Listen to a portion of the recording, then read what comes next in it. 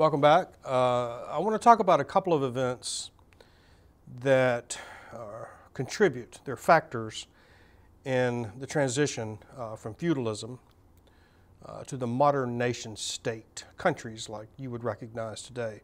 We're slowly going to break away from what you might call a united Christendom in Europe to separate nation states that are not, their identities aren't built on religion anymore. They're built more on nationalism, on the identification of people with their country, as opposed to religious affiliation. So the two factors I want to discuss, first the 100 Years' War and specifically the Battle of Agincourt, which takes place in the late 14th century in northern France. I want to focus on this battle because I think it exemplifies those weaknesses of feudalism. They're going to trigger changes, especially in France.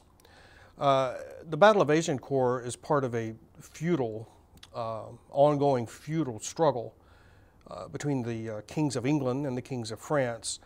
In the feudal system, the kings of England were not only vassals to the king of France, but they also held territory in France, large swaths of territory. So you can see this is obviously sort of a pre-national type of warfare. Now, the King of England at the time of the Battle of Agincourt is Henry V, and he crosses the Channel with his small army and he raids northern France. He's finally sort of boxed in by the French army at Agincourt, a small village in northwest France. And the battle here is going to trigger changes in how the French approach governance, fighting, tax collecting, these type of things.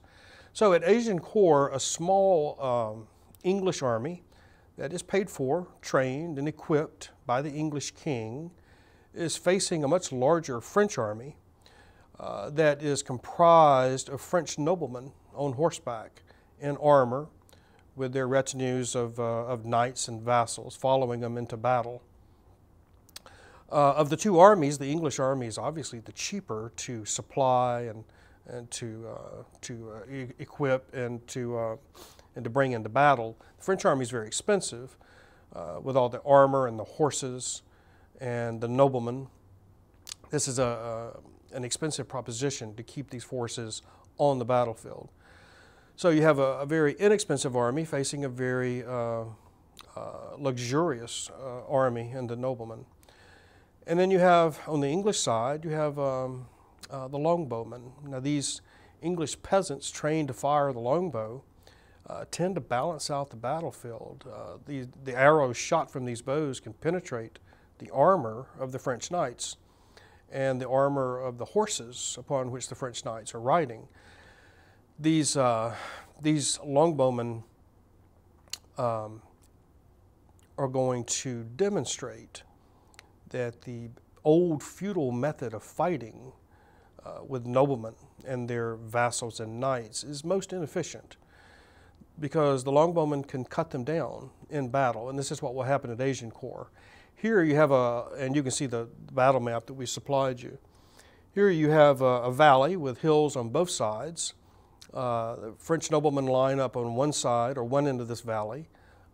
English infantry are arrayed across the valley from them. And English longbowmen are on the hills on both flanks of the English line. As the French noblemen attack on horseback, they're cut to pieces by arrows fired from these longbowmen, like I said, on both flanks.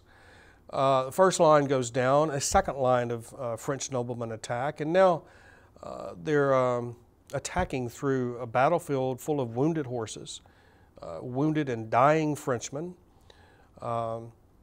There's nothing quite as pathetic as a wounded horse kicking and screaming, nothing quite as dangerous either if you're close by.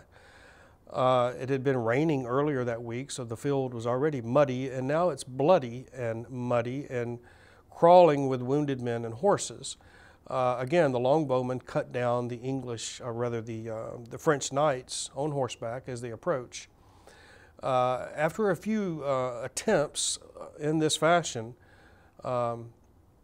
The English infantry now move forward and deliver the coup de grace to the wounded French noblemen on the ground. Many of these Frenchmen are not only wounded, but some of them are pinned underneath their horses and are easy prey for English infantry as they move forward with their clubs.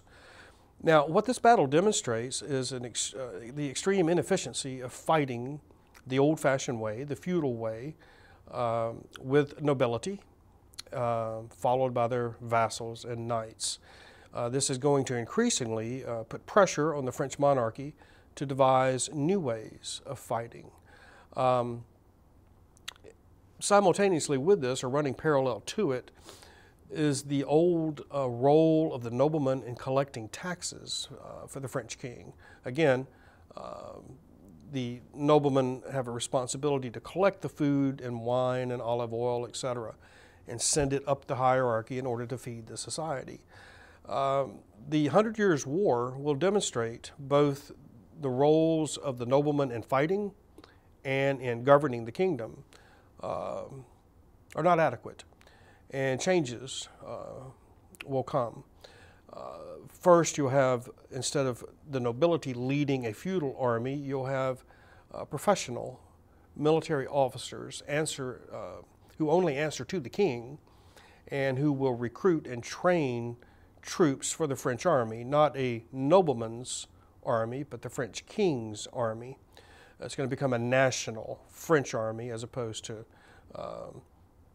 little bands of noblemen and their knights. So here, as well as with tax collecting, the French monarchy is going to move forward to develop professional bureaucrats whose job it is to collect taxes from the serfs, from the peasantry. So the old feudal institutions and those obligations that the noblemen owe the king for the land that he dispenses to them, these old institutions are now going to come under stress. And the Battle of Agincourt is a very nice example of why these old feudal institutions are going to be questioned and slowly but certainly replaced by national institutions. So this is just one way of getting at the decline of the feudal institutions. Of course, they won't disappear entirely until the late 18th century. And even then, there are remnants of it that survive into the 19th century. But the French Revolution will finally end officially the old feudal regime of Europe. Thank you for your attention.